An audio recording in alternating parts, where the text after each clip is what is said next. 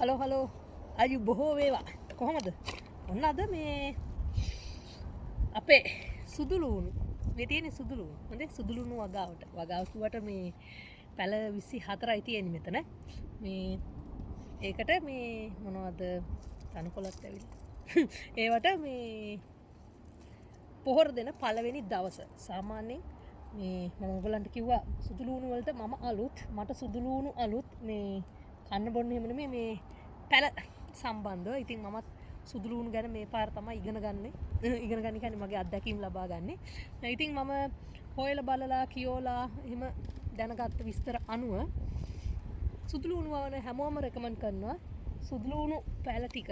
ඒ කියන්නේ මේ වගේ ඇවිල්ලා තියෙද්දි ගොඩාක් ලොකු වෙන්න කලින් මතුවෙලා ස්ප්‍රින් වලදී මතුවෙලා චුට්ටක් මේ වගේ ඇවිල්ලා තියෙන කාලෙදී මේ නයිට්‍රජන් වැඩි පොහොරක් සුදුලුණු වලට දෙන්න කියලා. ඉතින් නයිට්‍රජන් වැඩි පොහොරක් විදිහට අද මම තෝරගත්තේ මොකද්ද? Blood meal. මේකේ තනි කරම තියෙන නයිට්‍රජන් විතරයි. මේ නයිට්‍රජන් 12ක් කියලා තියෙනවා එච්චරයි. NPK වලින් PK මොකුත් නැහැ. නිකන් නයිට්‍රජන් විතරයි තියෙන්නේ. මේක හදන්නේ මේ සත්තුන්ගේ ලේ වලින්. මේක හරිම ගඳයි. තව જાතියක් තියෙනවා බෝන් මීල් කියලා. ඒක හදන්නේ සත්තුන්ගේ ඇටකටු එකතු කරලා අඹරලා අනම්මනම් කරලා. මේක හදන්නේ එහෙම සත්තුන්ගේ ලේ වලින් එක එක දේවල් කරලා තියනනේ ඔය කරන්න. එහෙම මේක නහයට තියලා බලුවම ගඳම ගඳයි. හොඳේ. මම ගා බ්ලඩ් මීල් පැකට් එකකුත් තියෙනවා, බෝන් මීල් පැකට් එකකුත් තියෙනවා.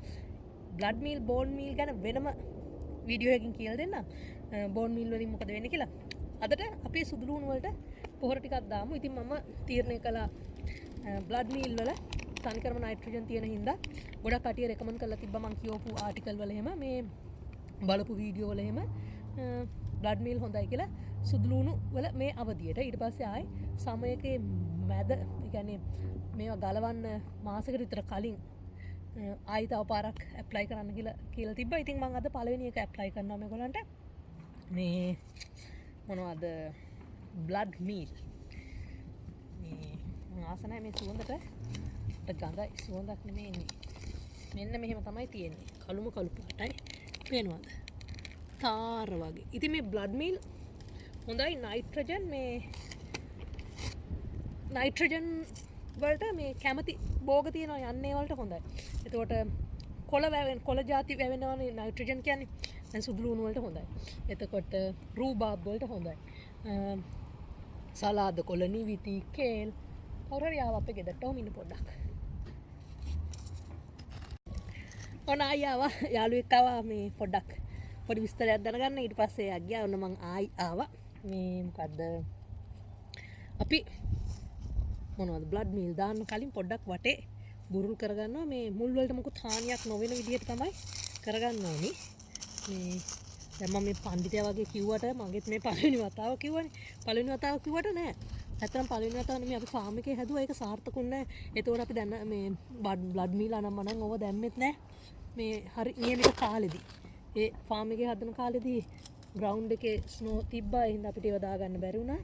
ඕම හේතු හින්දා. දැන් මේක සාර්ථකුනොත් එහෙම අපිට ලැබෙන අවුරුද්දේ ෆාම් එකේදී හදන්න පුළුවන්. මම ඉතින් මුල් ටිකට හානි නොවන විදිහට මෙහෙම පොඩ්ඩක් වටේ බොරුල් කරගෙන තියෙන්නේ. දැන් අපි දාමු මේ බ්ලඩ් මීල් පැල වටේ. මේවා කාබනික පොහොරක්. කාබනිකද අකාබනිකද කියලා නෑ. ඕනට වඩා හම්බුනොත් ගහකට පැලේ මැරෙන්න පුළුවන්. ඔයා බලාපොරොත්තු වෙන මේ මොකද්ද ප්‍රතිඵලය නොලැබෙන්න පුළුවන්. ඒ හින්දා හැම විලේම ඔයාගේ මේ මොනවද කියන්නේ ඔයා ගන්න පොහොර එකේ මේ ඒගොල්ලෝ දීලා තියෙන උපදෙස් පිළිපදින්න. දැන් ඔයගොල්ලන්ට හිතෙන්නේ නැති මම කොහොමද මේක දාන්නේ කියලා.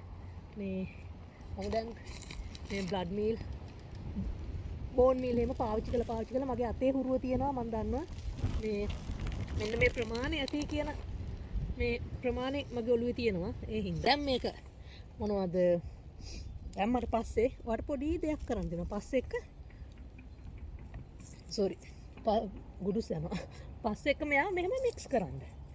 වටේම මුල් වලට හානියක් වෙන්නේ නැති විදිහට මුල් කැඩෙන්නේ නැති වෙන විදිහට පස් එක මෙයා මික්ස් කරන්න. මේක දාපු ගමන් දවසෙන් දෙකෙන් ප්‍රතිඵල හම්බෙන පොහොරක් නෙමෙයි. මේක මේ සෝ රිලීස් පොහොරක්. හිමින් හිමින් මේ පස් වලට මේ එකතු වෙනවා. ඔයගේ පැලේට පොහොර හම්බෙනවා. පෝෂණය හම්බෙනවා. මේකට මම දැම්මේ නැද්ද කොහෙද? ඔයගේ පැලේට පෝෂණය හම්බෙනවා. එකම දේ කියනවා පිස්සු වගේ මට ගණන් ගන්න එපා.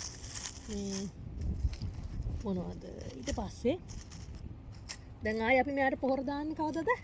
මම කිව්වේ මෙයාලව ගලවන්න මාසෙකට විතර කලින්. ඒ කියන්නේ සම්මු එකේ මැද තමයි ඒගොල්ලෝ නිර්දේශ කරලා තියෙන්නේ. මේ තව එක වතාවක් පොහොර දෙන්න කියලා. ඊට පස්සේ මෙයාලට පොහොර මුකුත් දෙන්න එපා කියලා තමයි කියන්නේ. හරි දැන් මේගොල්ලන්ට අපි බ්ලඩ් මීල් දාගත්තා.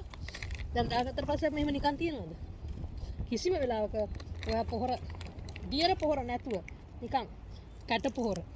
එතකොට අපි කියන්නේ කුකුල් පොහොර, ගොම් පොහොර කියලාද කියන්නේ? කුකුල් පොහොර, කව් මැනුවල්, ෂීප් මැනුවල් වගේව කැට පොහොර, බ්ලඩ් මීල්, බෝන් මීල් වගේව දාගත්තට පස්සේ නිකන් තියන්න එපා.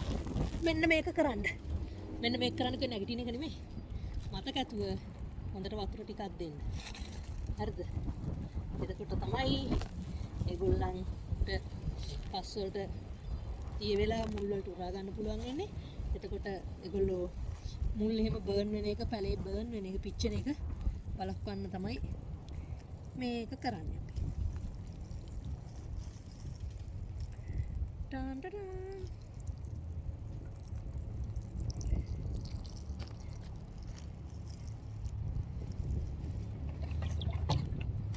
හරි එහෙනම් අපේ සුදු ලුණු වගාවේ මම හිතන්නේ දෙවෙනි නෙමෙයි තුන්වෙනි වීඩියෝ එක වෙන්න ඕනි මේක. මම පළවෙනි පාර හිටවන දවසේ පෙන්නුවා 20 25 ඔක්තෝබර් වල. ඊට පස්සේ පෙන්නුවා මෙයාලා චූටි කාලේ මෙච්චරක් විතර පොඩි කාලේ ස්ප්‍රින්ග් එකේ කියන්නේ 20 26 හතරවෙනි මාසෙද 4ද 5ද මේ පහනේ පහ පස්වෙනි මාසෙ මුල වගේ වෙන්න ඕනි. පෙන්නුවා ඒගොල්ලෝ පොළොවේ මතුවලා හිම වලට යට වෙලා ඉඳලා ඔන්න අද පෙන්නනවා මේගොල්ලන්ට අපි පළවෙනි පොහොර ටික ලබා දෙනවා. ආයි තව ලොකු වෙනකොට ඔයගොල්ලන්ට බලා ගන්න පුළුවන් සමයකේ දෙවෙනි පොහොර එක දෙන එක. එතකොට අර මොකද්ද සුදු ලුණු මල් එන එක. ඒවා කපලා ගන්න එක. ඊට පස්සේ සුදු ලුණු පැල මොකද්ද සුදු ලුණු ගලවන කාලේ එනකොට කොහොමද අපි දැනගන්නේ කියන ඒවා. එතකොට සුදු ලුණු හාවස්ට් එක. ඊට පස්සේ ඒවා කොහොමද ගබඩා කරන්නේ ඔය වගේවා. තව වීඩියෝ සීරීස් එකක්ම තියෙනවා සුදු ලුණු වලින් එන්නනේ. හරි එහෙනම් ඒ කාලේට හම්බෙමු ආයි සුදු ලුණුත් එක්ක. එහෙනම් අපි ගියා මම දන්නේ නැති ඔයාලා කරන මොනවා හරි රහස් වට්ටෝරු වගේව තියෙනවා නම් ඔයගොල්ලන්ට හිතෙනවා නම් මාත් එක්කත් බෙදා ගන්න ඕනි කියලා මට කමෙන්ට් එකක් දාන්න යන්න. ඇත්තටම වටිනවා. මේ සම්බන්ධව දාන හැම කමෙන්ට් එකම මම කියවනවා. ඒ හින්දා මේ කමෙන්ට් එකක් දාන්න යන්න. එහෙනම් අපි ගියා. කට්ටිය පරිස්සමෙන් ඉන්න සුබ දවසක්.